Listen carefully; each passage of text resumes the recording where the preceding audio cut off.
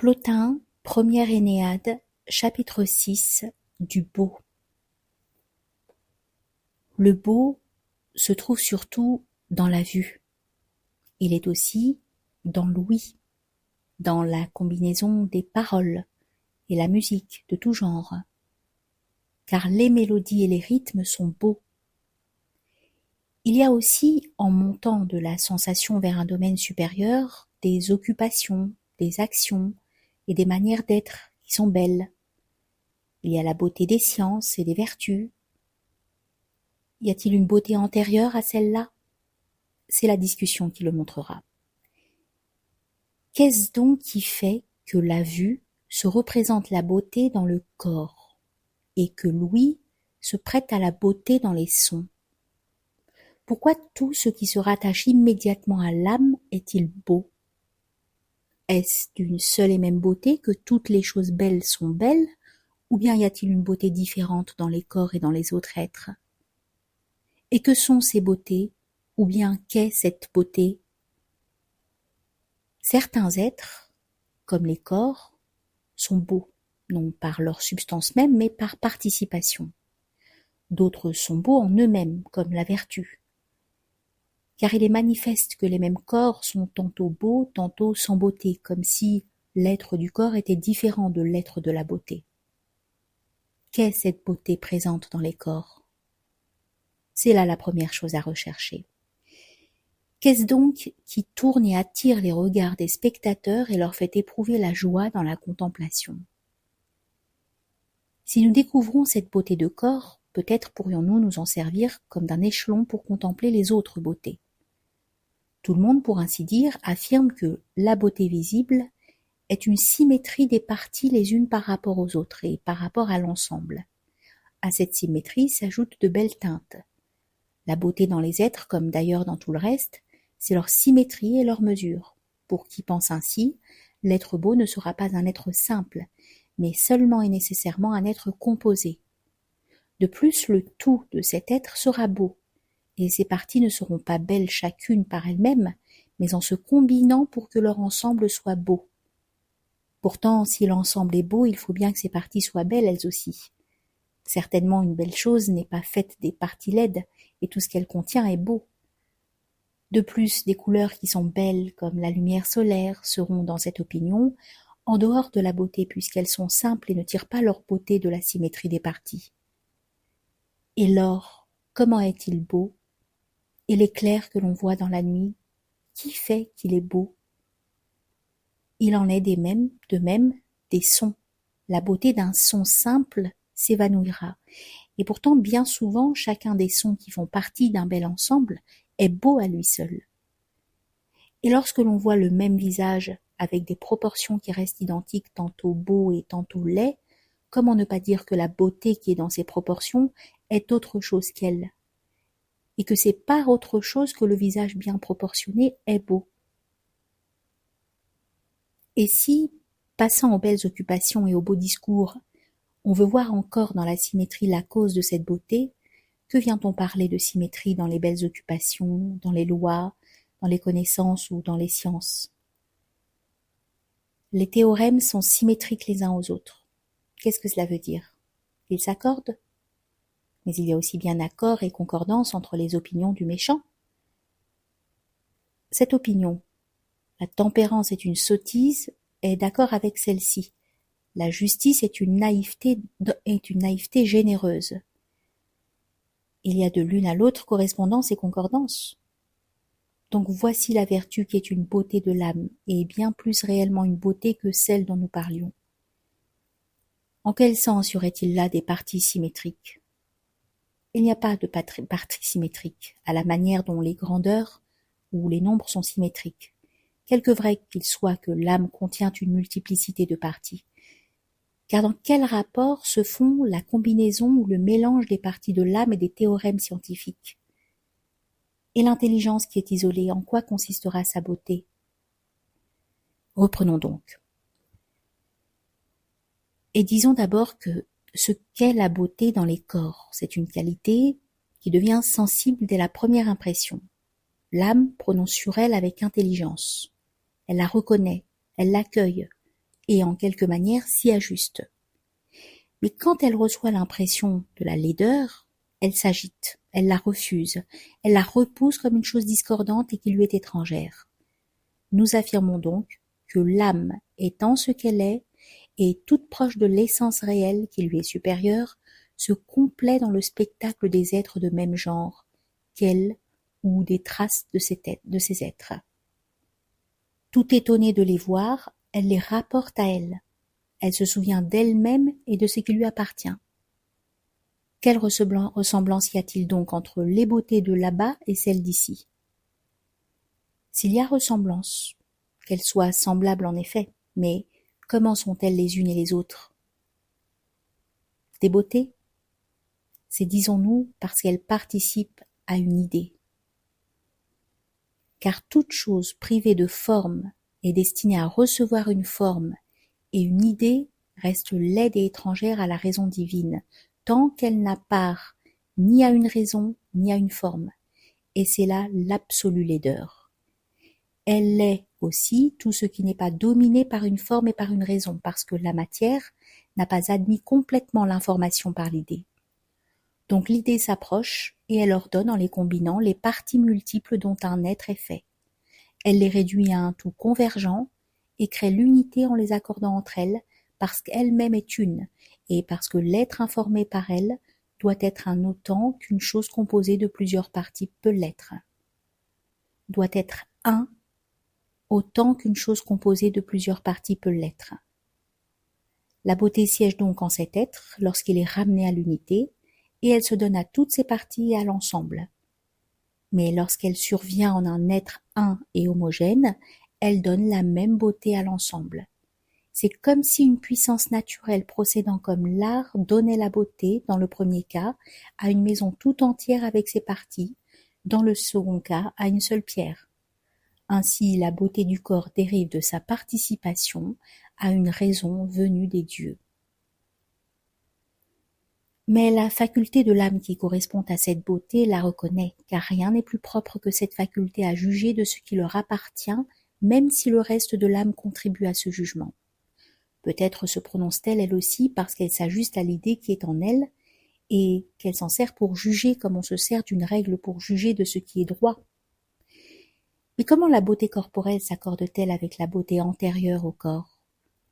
C'est demander comment l'architecte, ayant ajusté la maison réelle à l'idée intérieure de la maison, prononce que cette maison est belle. C'est parce que l'être extérieur de la maison, si l'on fait abstraction des pierres, n'est que l'idée intérieure divisée selon la masse extérieure de la matière et manifestant dans la multiplicité son être indivisible. Donc lorsque l'on perçoit dans les corps une idée qui relie et domine la nature informe et contraire à l'idée, une forme qui se distingue en se subordonnant d'autres formes, on en saisit d'un seul coup la multiplicité éparse. On la rapporte, on la ramène à l'unité intérieure et indivisible, on lui confère l'accord, l'ajustement et la liaison intérieure avec cette unité intérieure. De même, un homme de bien voit paraître la douceur chez un jeune homme, comme une trace de vertu en accord avec la vertu véritable et intérieure. La beauté d'une couleur simple lui vient d'une forme qui domine l'obscurité de la matière et de la présence d'une lumière incorporelle qui est raison et idée. D'où résulte qu'entre tous les corps, le feu est beau en lui-même. Parmi les autres éléments, il est au rang de l'idée. Il est le plus élevé par sa position et le plus léger de tous les corps parce qu'il est voisin de l'incorporel. Il est seul et n'accueille pas en lui les autres éléments, tandis que les autres l'accueillent en eux, car ils peuvent s'échauffer tandis que lui ne peut se refroidir. C'est lui qui primitivement possède les couleurs et de lui, les autres choses reçoivent la forme et la couleur. Il éclaire et il brille parce qu'il est une idée. Les choses inférieures à lui, effacées par l'éblouissement de sa lumière, cessent d'être belles parce qu'elles ne participent pas à l'idée totale de la couleur. Ce sont des harmonies musicales imperceptibles au sens qui font les harmonies sensibles. Par celles-là, l'âme devient capable d'en saisir la beauté grâce à l'identité qu'elles introduisent en un sujet différent d'elles-mêmes. Il s'ensuit que les harmonies sensibles sont mesurées par des nombres qui ne sont point en un rapport quelconque, mais dans un rapport subordonné à l'action souveraine de la forme.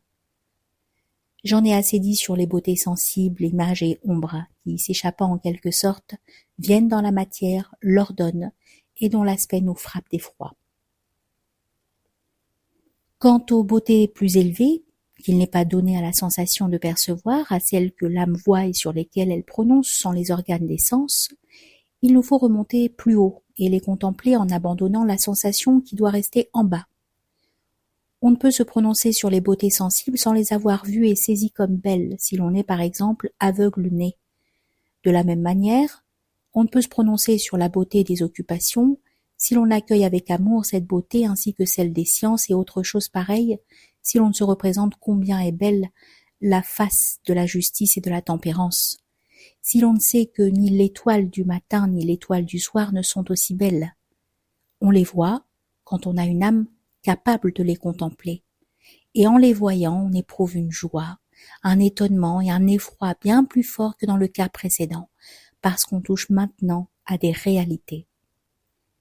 Car ce sont là les émotions qui doivent se produire à l'égard de ce qui est beau, la stupeur, l'étonnement joyeux, le désir, l'amour et l'effroi accompagnés de plaisir. Mais il est possible d'éprouver ces émotions, et l'âme les éprouve en fait, même à l'égard des choses invisibles.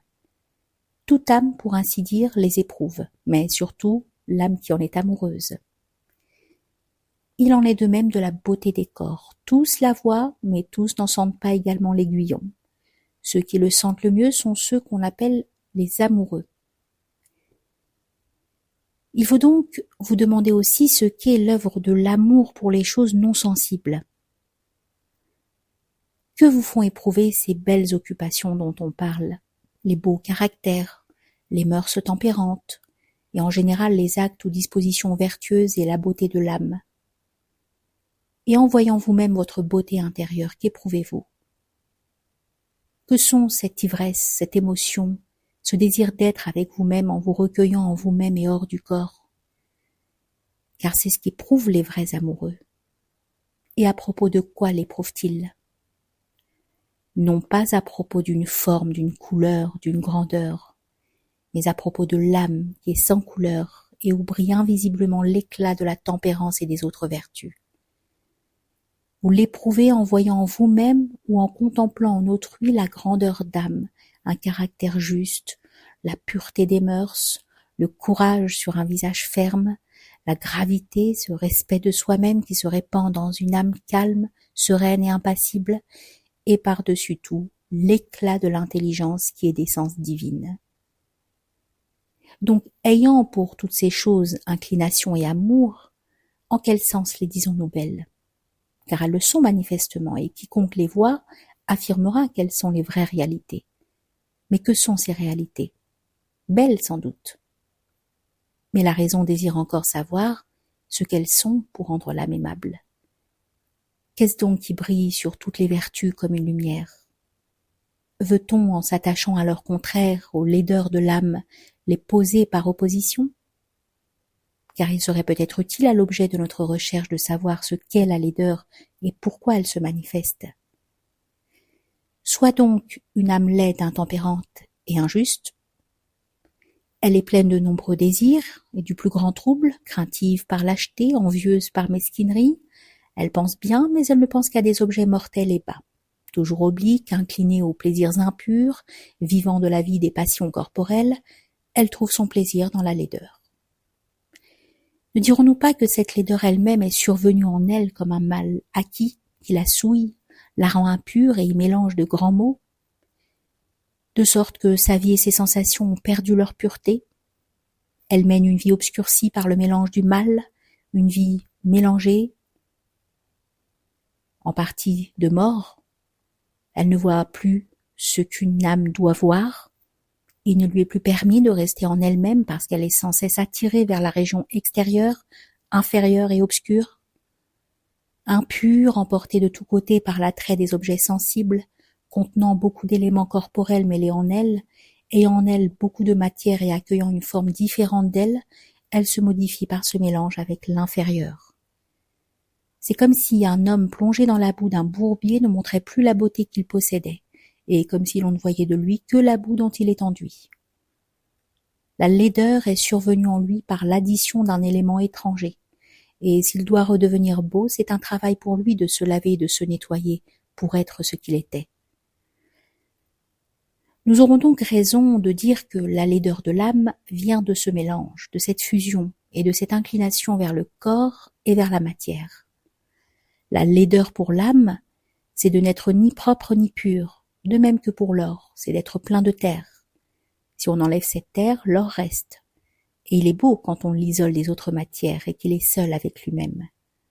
De la même manière, l'âme, isolée des désirs qui lui viennent du corps, avec qui elle a une union trop étroite, affranchie des autres passions, purifiée de ce qu'elle contient quand elle est matérialisée, et restant toute seule, dépose toute la laideur qui lui vient d'une nature différente d'elle.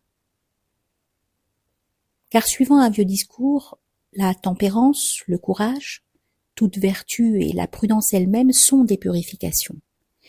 C'est pourquoi les mystères disent à mots couverts que l'être non purifié, même dans le Hadès, sera placé dans un bourbier parce que l'être impur aime les bourbiers à cause de ses vices, comme s'y complaisent les porcs dont le corps est impur. En quoi consisterait donc la véritable tempérance sinon à ne pas s'unir aux plaisirs du corps, mais à les fuir parce qu'ils sont impurs et ne sont pas ceux d'un être pur? Le courage consiste à ne pas redouter la mort. Or la mort est la séparation de l'âme et du corps. Il ne redoutera pas cette séparation celui qui aime à être isolé du corps. La grandeur d'âme est le mépris des choses d'ici-bas. La prudence est la pensée qui se détourne des choses d'en bas et conduit l'âme vers le haut. L'âme, une fois purifiée, devient donc une forme, une raison. Elle devient tout incorporelle, intellectuelle. Elle appartient tout entière au divin, où est la source de la beauté et d'où viennent toutes les choses du même genre. Donc l'âme réduite à l'intelligence est d'autant plus belle, mais l'intelligence et ce qui en vient, c'est pour l'âme une beauté propre et non pas étrangère, parce que l'âme est alors réellement isolée. C'est pourquoi l'on dit avec raison que le bien et la beauté de l'âme consistent à se rendre semblable à Dieu, parce que de Dieu viennent le beau et tout ce qui constitue le domaine de la réalité. Mais la beauté est une réalité vraie, et la laideur une nature différente de cette réalité. C'est la même chose qui, primitivement, est laide et mauvaise. Aussi est-ce la même chose qui est bonne et belle, ou qui est le bien et la beauté. Il faut donc rechercher, par des moyens analogues, le beau et le bien, le laid et le mal. Il faut poser d'abord que la beauté est aussi le bien. De ce bien, l'intelligence tire immédiatement sa beauté, et l'âme est belle par l'intelligence. Les autres beautés, celles des actions et des occupations, viennent de ce que l'âme y imprime sa forme. L'âme fait aussi tout ce qu'on appelle les corps. Et étant un être divin et comme une part de sa beauté, elle rend belle toutes les choses qu'elle touche et qu'elle domine, pour autant qu'il leur est possible de participer à la beauté. Il faut donc encore remonter vers le bien, vers qui tendent toutes les âmes. Si on l'a vu, on sait ce que je veux dire et en quel sens il est beau. Comme bien, il est désiré et le désir tend vers lui. Mais seuls l'obtiennent ceux qui montent vers la région supérieure, se tournant vers lui et se dépouillent des vêtements qu'ils ont revêtus dans leur descente, comme ceux qui montent vers les sanctuaires des temples doivent se purifier, quitter leurs anciens vêtements et y monter dévêtus, jusqu'à ce qu'ayant abandonné dans cette montée tout ce qui était étranger à Dieu, on voit seul à seul dans son isolement sa simplicité et sa pureté, l'être dont tout dépend, vers qui tout regarde, par qui est l'être, la vie et la pensée, car il est cause de la vie, de l'intelligence et de l'être. Si on le voit, cet être, quel amour et quel désir ressentira-t-on en voulant s'unir à lui? Quel étonnement accompagné de quel plaisir, car celui qui ne l'a pas encore vu peut tendre vers lui comme vers un bien, mais à celui qui l'a vu, il appartient de l'aimer pour sa beauté, d'en être rempli d'effroi et de plaisir, d'être en une stupeur bienfaisante, de l'aimer d'un véritable amour avec des désirs ardents, de se moquer des autres amours et de mépriser les prétendues beautés d'auparavant. C'est ce qu'éprouvent tous ceux qui ont rencontré des formes divines ou démoniaques et n'admettent plus désormais la beauté des autres corps. Que croyons-nous qu'ils éprouveraient s'ils voyaient le beau en soi dans toute sa pureté? Non pas celui qui est chargé de chair et de corps, mais celui qui, pour être tout à fait pur, est au-dessus de la terre et du ciel. Toutes les autres beautés sont acquises, mélangées et non pas primitives, et elles viennent de lui. Si donc on le voyait, lui qui fournit la beauté à toute chose, mais qui la donne en restant en lui-même et qui ne reçoit rien en lui, si on restait dans cette contemplation en jouissant de lui, quelle beauté manquerait encore? Car c'est lui, la véritable et la première beauté, qui embellit ses propres amants et les rend dignes d'être aimés. Ici s'impose à l'âme la plus grande et la suprême lutte pour laquelle elle donne tout son effort, afin de ne pas être sans part à la meilleure des visions. Si elle y arrive, elle est heureuse grâce à cette vision de bonheur. Celui qui ne la rencontre pas est le vrai malheureux, car celui qui ne rencontre pas de belles couleurs ou de beaux corps n'est pas plus malheureux que celui qui n'a pas le pouvoir, les magistratures ou la royauté. Le malheureux, c'est celui qui ne rencontre pas le beau en lui seul, et lui seul. Pour l'obtenir, il faut laisser là les royaumes et la domination de la terre entière, de la mer et du ciel, si, grâce à cet abandon et à ce mépris, on peut se tourner vers lui pour le voir. Quel est donc ce mode de vision? Quel en est le moyen? Comment verra-t-on cette beauté immense qui reste en quelque sorte à l'intérieur des sanctuaires et qui ne s'avance pas au dehors pour se faire voir des profanes? Que celui qui le peut aille donc et la suive jusque dans son intimité, qu'il abandonne la vision des yeux et ne se retourne pas vers l'éclat des corps qu'il admirait avant. Car si on voit les beautés corporelles, il ne faut pas courir à elles, mais savoir qu'elles sont des images, des traces et des ombres, et il faut s'enfuir vers cette beauté dont elles sont les images. Si on courait à elles pour les saisir comme si elles étaient réelles, on serait comme l'homme qui voulait saisir sa belle image portée sur les eaux, ainsi qu'une fable, je crois, le fait entendre. Ayant plongé dans le profond courant, il disparut. Il en est de même de celui qui s'attache à la beauté des corps et ne l'abandonne pas. Ce n'est pas son corps, mais son âme qui plongera dans des profondeurs obscures et funestes à l'intelligence. Il y vivra avec des ombres, aveugle séjournant dans le Hadès. Enfuirons-nous donc dans notre chère patrie, voilà le vrai conseil qu'on pourrait vous donner. Mais qu'est-ce cette fuite? Comment remonter? Comme Ulysse, qui échappa, dit-on, à Circé la magicienne et à Calypso, c'est-à-dire qui ne consentit pas à rester près d'elle, malgré les plaisirs des yeux et toutes les beautés sensibles qu'il y trouvait. Notre patrie est le lieu d'où nous venons, et notre père est là-bas. Que sont donc ce voyage et cette fuite? Ce n'est pas avec nos pieds qu'il faut l'accomplir, car nos pas nous portent toujours d'une terre à une autre. Il ne faut pas non plus préparer un attelage, ni quelque navire, mais il faut cesser de regarder, et fermant les yeux, échanger cette manière de voir pour une autre, et réveiller cette faculté que tout le monde possède mais dont peu font usage. Que voit donc cet œil intérieur? Dès son réveil, il ne peut bien voir les objets brillants.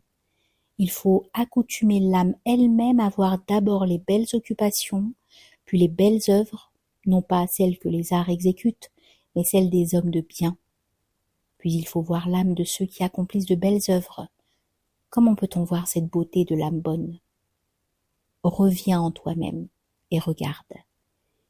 Si tu ne vois pas encore la beauté en toi, fais comme le sculpteur d'une statue qui doit devenir belle. Il enlève une partie, il gratte, il polit, il essuie jusqu'à ce qu'il dégage de belles lignes dans le marbre. Comme lui, enlève le superflu, redresse ce qui est oblique, nettoie ce qui est sombre pour le rendre brillant, et ne cesse pas de sculpter ta propre statue, jusqu'à ce que l'éclat divin de la vertu se manifeste, jusqu'à ce que tu vois la tempérance siégeant sur un trône sacré. Es-tu devenu cela? Est-ce que tu vois cela?